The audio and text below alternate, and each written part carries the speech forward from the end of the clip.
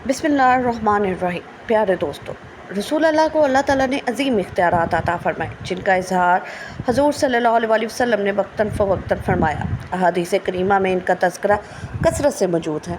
उलमा इस्लाम ने इस मौजू पर मुतअद्दिद रसाइल तहरीर फरमाए। यहाँ हम मौजू की मुनासबत से रसूल सल्लल्लाहु अलैहि वसल्लम के इन अजीम मोजज़ात को बयान करते हैं, जिनमें सर्दी को दूर कर देने का जिक्र है।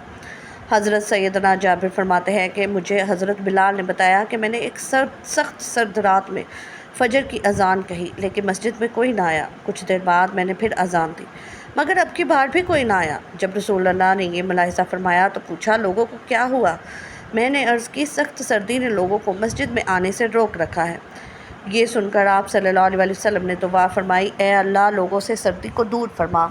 हज़रत बिलाल कहते हैं, मैं गवाही देता हूँ कि सर्दी ऐसे दूर हुई कि मैंने देखा कि लोग सुबह के वक़्त गर्मी की वजह से पंखा झल रहे हैं। हज़रत अबू लैला रात को हज़रत अली के साथ बैठकर बातें किया करते थे। हज़रत अली गर्मी में सर्दी का और सर्दी में गर्मी का लिबास पहना करते थे।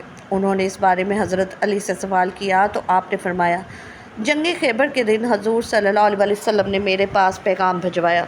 मुझे अशुबे चशम था। मैंने बारगाह रसालत में हाजिर होकर अर्ज़ किया, या रसूलल्लाह, मुझे अशुबे चशम है।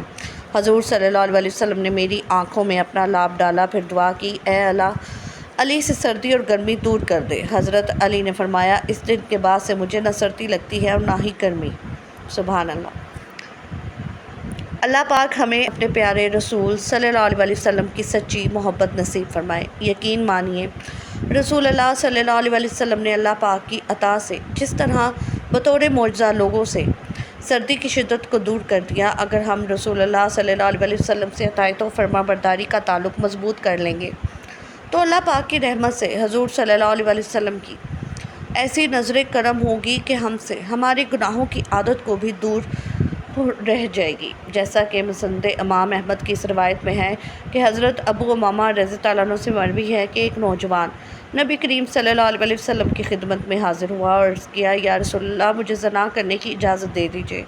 लोग इसकी तरफ मतवज्जा होकर इसे डांटने लगे और इसे पीछे हटाने लगे, लेकिन नबी पाक सल्लल्लाहु अलैहि वसल्लम ने इससे फरमाया, मेरे करीब आ जाओ।